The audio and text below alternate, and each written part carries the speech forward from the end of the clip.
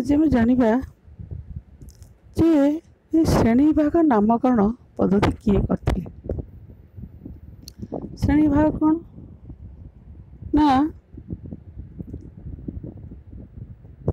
Sweden वैज्ञानिक Carolus Linnaeus प्रथमे उद्भिद आ प्राणी मानकर नामकरण आ श्रेणी विभाग करते।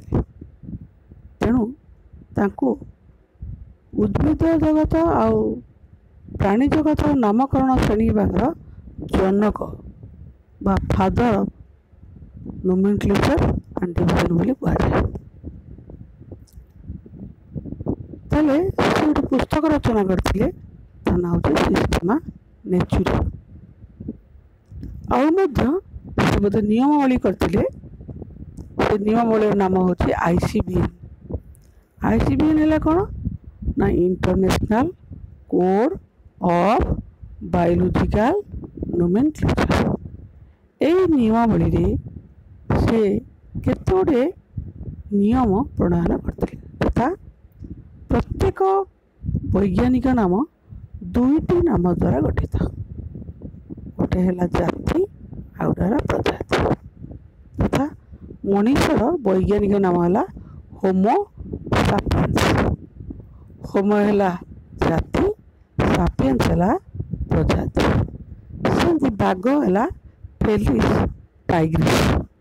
फेलिस है जाति, टाइग्रिस है प्रजाति। कहीं से नामकरण कले देखा आम सारा पृथ्वी जोटा आवश्यक पृथ्वी लोक जो जानवे सारा वर्ल्ड लोक जो जानवे सेटा है आईसीबीएन द्वारा से नामकरण कर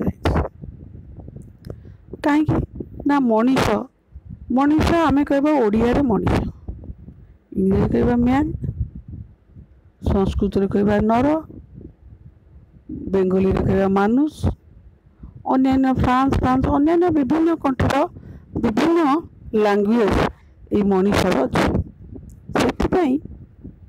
कैरोलस लिनियस चिंता कले जे आम वैज्ञानिक नाम देले सारा पृथ्वी लोक से वैज्ञानिक नाम द्वारा चिन्हित करें। बिराड़ी फेलिस डोमेस्टिका। ताले ये आम बाइनोमियल नोमेनक्लेचर कहवा द्विपद नामकरण दुईटा नाम द्वारा गठित। गोटे है जाति प्रजाति। मनीष है होमो सापियंस। होमो है जाति, सापियंस है प्रजाति। तो जान श्रेणी विभाग उद्भिद व प्राणी श्रेणी विभाग नामकरण जनक है कैरोलस लिनियस। महान ज्ञानी थे से नामकरण पद्धति आईसीबीएन प्रणयन करते।